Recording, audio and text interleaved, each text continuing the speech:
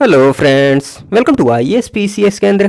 Friends, इस video में हम बीपीएससी की मुख्य परीक्षा को ध्यान में रखते हुए जीएस पेपर वन में आर्ट एंड कल्चर के अंतर्गत कला एवं संस्कृति के अंतर्गत पटना कलम को देखने वाले हैं। पिछले वीडियोज को अगर आपने नहीं देखा है तो डिस्क्रिप्शन बॉक्स में लिंक दिया हुआ है, आप जाकर उन वीडियोज को भी जरूर देख सकते हैं।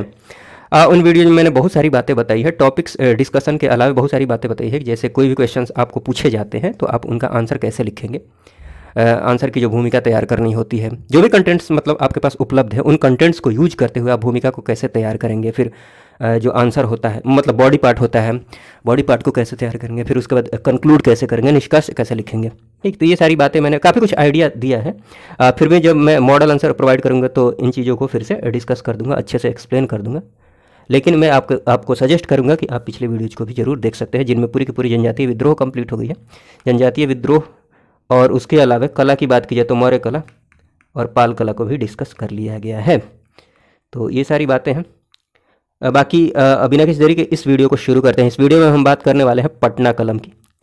पटना कलम की बात की जाए तो देखिए, कंटेंट्स की बात की जाए तो पटना कलम से संबंधित जितनी भी बातें हो सकती हैं उन सबको मैंने काफ़ी अच्छे से यहाँ पर दिखा दिया है।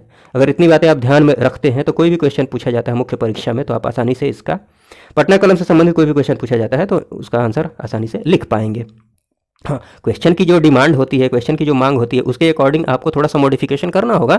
बट कंटेंट्स की बात की जाए तो इतनी ही बातें आपको ध्यान में रखनी है, इतनी ही बातें आपको ध्यान में रखनी है। उसके बाद क्वेश्चन की जो डिमांड होगी, जो मांग होगी, उसके अकॉर्डिंग आप क्वेश्चन को फ्रेम कर लीजिएगा, उसके अकॉर्डिंग भूमिका तैयार करनी होती है, फिर बॉडी पार्ट, फिर कंक्लूड कर देना होता है। ठीक है, तो ये सारी बातें हैं। चलिए बिना किसी देरी के इसको हम डिस्कस करते हैं।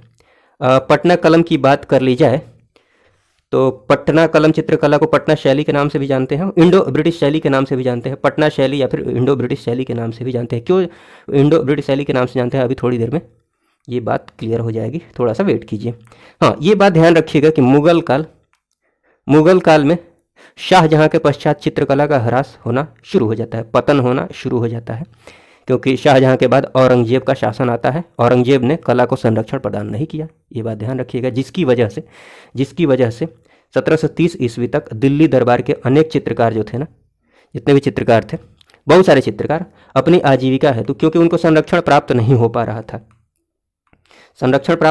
रहा था, जिनकी वजह से आजीविका के लिए वो देश के अनेक अलग अलग भागों में प्रस्थान कर जाते हैं। ऐसे में आप ये ध्यान रख सकते हैं, ऐसे चित्रकारों के मुख्यतः 3 दल थे। एक दल किधर की तरफ चला जाता है, दक्षिण भारत की तरफ, दूसरा दल है उत्तर भारत की तरफ और तीसरा दल मुर्शिदाबाद की तरफ। ठीक है, तो मुर्शिदाबाद के जो कलाकार ये है ना चित्रकार, ये अंततः कहाँ आ जाते हैं, 1760 ईस्वी के आसपास ये मुर्शिदाबाद से पलायित होकर पटना एवं उसके आसपास के जो क्षेत्र है ना उधर की तरफ आ जाते हैं। तो ये पटना एवं आसपास के जो क्षेत्र हैं यहाँ पर मैंने मेंशन कर दिया है, जो जैसे पटना सिटी है, मुगलपुरा है, दानापुरा, दीवान मोहल्ला, मच्छर हट्टा आदि। ठीक, तो कुछ एग्जाम्पल्स को मैंने यहाँ पर लिख दिया है, आदि इलाकों में ये बस जाते हैं आकर। ठीक, तो इधर ही जो पटना कलम है फलती फूलती है, और मैप में आप ये इस मैप का यूज कर सकते हैं। यहाँ पर मैंने पटना कलम, जहाँ पटना कलम फली फूली, जहाँ पर पटना कलम का विकास हुआ, जहाँ विकसित हुई, वो वाला क्षेत्र इधर है, पटना और आसपास के क्षेत्र वाला। तो आप मैप में ऐसे दिखा सकते हैं, और इस मैप को आप थोड़ा सा बड़ा बना लीजिएगा। मैंने अपनी सुविधा के अनुसार यहाँ दिखा दिया है, आप बीच में यहाँ पर दिखा दीजिएगा आंसर लिखने के समय। देखिए, जहाँ भी स्कोप मिलता है डायग्राम बनाने का, फ्लो चार्ट बनाने का, वहाँ पर स्कोप को यूज कीजिए। उससे क्या होगा, आंसर को लिखने में आपको टाइम कम लगेगा और मार्क्स भी मिलते हैं, एक्स्ट्रा मार्क्स मिलते हैं। ठीक है, और जो टाइम बचेगा उसको किसी और क्वेश्चन के आंसर में आप दे सकते हैं। ठीक है ना, ये सारी बातें हैं। और चलिए उसके बाद बात कीजिए तो हाँ, ये मैप का आप यूज जरूर कर लीजिएगा, उसके बाद बात की जाए इन सभी को, मतलब ये जितने भी ये 1760 ईस्वी के आसपास मुर्शिदाबाद से पलायित होकर जो चित्रकार यहाँ पर बस जाते हैं पटना और आसपास के क्षेत्रों में, जैसे मैंने कुछ एग्जांपल्स लिख दिए हैं किधर किधर की तरफ बसते हैं, जैसे पटना सिटी, मुगलपुरा, दानापुर आरा, ठीक है ना, दीवान मोहल्ला, मच्छरहट्टा आदि की तरफ। तो इन सभी शैली को, इनके द्वारा जो चित्रकारी की जाती है, इन सभी शैली को पटना शैली के नाम से जाना जाता है। तो ये बात ध्यान रख सकते हैं। ठीक है, पटना कलमकारी की बात की जाए तो चलिए, इनको तो राजकीय संरक्षण प्राप्त नहीं होता है, तभी तो ये पलायित होते हैं। लेकिन पटना कलमकारी की बात की जाए तो इनके जो संरक्षणकर्ता होते हैं, जिनका संरक्षण प्राप्त होता है इनको, वो होते हैं उस टाइम के जो नए जो भारतीय मतलब धनाढ्य भारतीय होते हैं, रुपये पैसे वाले अमीर भारतीय, उनके द्वारा संरक्षण प्राप्त होता है और ब्रिटिश कला प्रेमी जो होते हैं उनके द्वारा संरक्षण प्राप्त होता है इनको। तो ये थोड़ा सा आप ध्यान रख सकते हैं। एक और बात ध्यान रखिएगा, कला से संबंधित कोई भी क्वेश्चन पूछा जाता है ना, उनमें विशेषता का मतलब विशेषता पर मुख्य फोकस होता है। तो आप किसी भी कला की बात की जाए, कोई भी कला आप पढ़ते हैं तो कला से संबंधित विशेषताओं को जरूर ध्यान रखिएगा, विशेषताओं को जरूर ध्यान रखिएगा, क्योंकि कला की बात कीजिए, कला जब आप पढ़ रहे हैं तो उनमें आपके लिए जो इम्पोर्टेंट बात है वो विशेषताएं ही हैं। विशेषता के अलावा बहुत सारी बातें हैं जो जिनको आप ध्यान में रख सकते हैं, मेंशन कर सकते हैं, बट विशेषता और जो कुछ आलोचनात्मक बात है उनको भी ध्यान रखिएगा। ठीक है, तो क्वेश्चन जो भी पूछा जाएगा ना, आसानी से आप डिमांड को पूरा कर पाएंगे।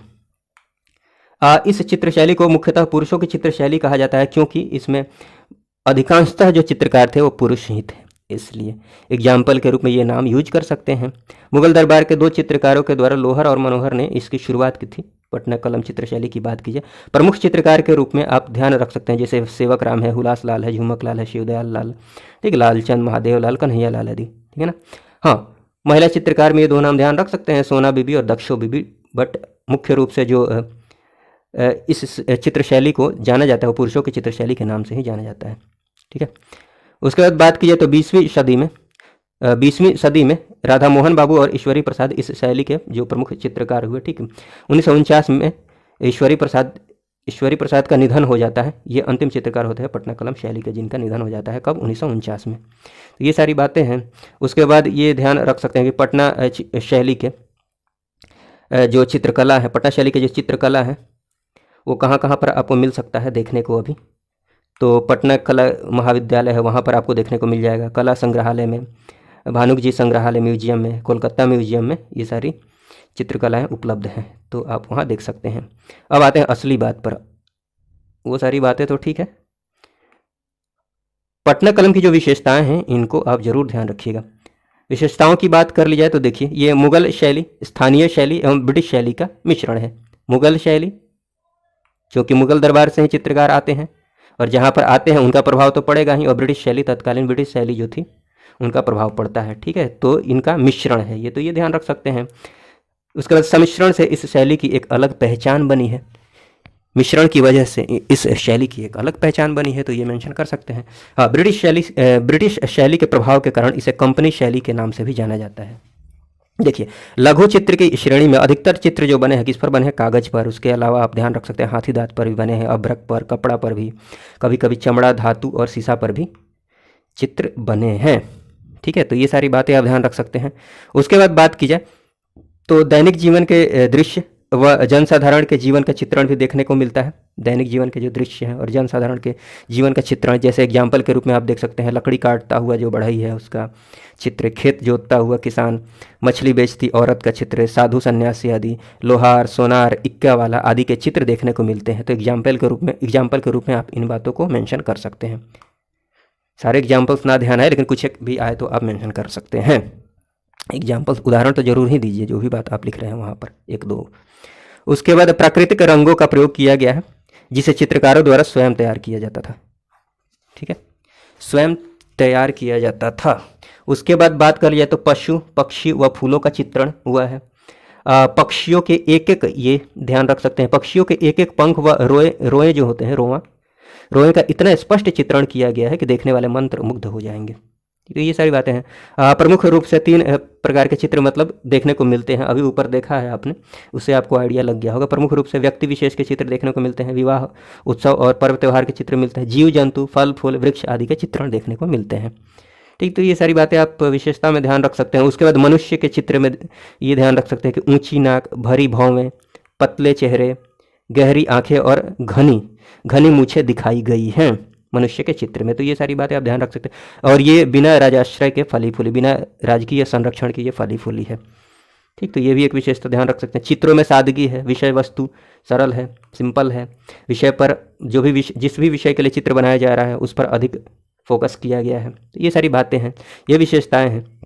विशेषताओं को जरूर ध्यान रखिएगा। बाकी इधर मैप ध्यान रखिएगा और जो भी चित्रकार हैं उनके नाम ध्यान रख लीजिए। मतलब जो भी बातें हो सकती है, इंपॉर्टेंट बातें, उन सबको मैंने मेंशन कर दिया। इतनी बातें अगर ध्यान रखते हैं तो आसानी से आप क्वेश्चन के आंसर को लिख पाएंगे, जो भी क्वेश्चन में पूछा जाता है डिमांड के अकॉर्डिंग।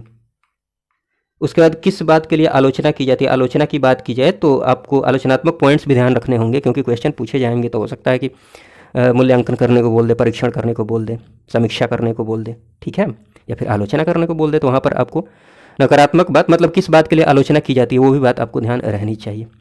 तो एक पॉइंट ये भी ध्यान रख सकते हैं कि इसका जो स्वरूप है ना, आंचलिक स्वरूप है, मिश्रित शैली है, मतलब मिली हुई शैली है, बहुत सारे कलाओं को मिलाकर इस शैली का निर्माण हुआ है, स्वतंत्र शैली नहीं है। तो ये नेगेटिव, ये पॉजिटिव बात भी हो जाएगी, लेकिन आप आलोचना में भी यूज कर सकते हैं अगर चाहें तो। बहुत ज़्यादा आलोचनात्मक बात तो नहीं है, बट चाहे तो आप यूज कर सकते हैं, लेकिन ये जरूर यूज कर सकते हैं। कला का स्वरूप जो है ना वो क्षेत्रीय है, सीमित क्षेत्र में ही इस कला का विकास हुआ। और महिलाओं की भागीदारी ना के बराबर है, नगण्य भागीदारी है, तो ये पॉइंट ध्यान में रख सकते हैं। बैकग्राउंड का अभाव है, पृष्ठभूमि का अभाव है, बॉर्डर और बैकग्राउंड का अभाव है, जबकि अन्य शैलियों में ऐसा नहीं था। और सरकार द्वारा भी इसको संरक्षण प्रदान नहीं किया, मतलब इसको संरक्षित करने का प्रयास नहीं किया गया है, संरक्षित करने में उदासीनता दिखाई गई है। तो ये कुछ आलोचनात्मक पॉइंट्स हैं।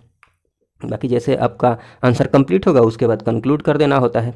हाँ, कंक्लूजन में चाहे क्वेश्चन कुछ भी पूछा गया हो, आलोचनात्मक मूल्यांकन करने को बोला हो, वर्णन बोला हो, स्पष्ट करने को बोला हो, ठीक है, चाहे आलोचना मूल्यांकन कुछ भी बोला हो, कहने का मतलब कुछ भी बोला हो, कुछ भी बोला हो, आपका जो आंसर होगा, आपका जो कंक्लूजन होगा, आंसर खत्म जो होगा वो पॉजिटिव नोट पर खत्म होगा। आपका जो कंक्लूजन होगा, आपका जो निष्कर्ष होगा वो पॉजिटिव नोट पर ख़त्म होना चाहिए, ये बात है। चलिए इस वीडियो में बस इतना ही रहने देते हैं। इस वीडियो को देखने के लिए आपका बहुत बहुत धन्यवाद। जय हिंद, जय भारत।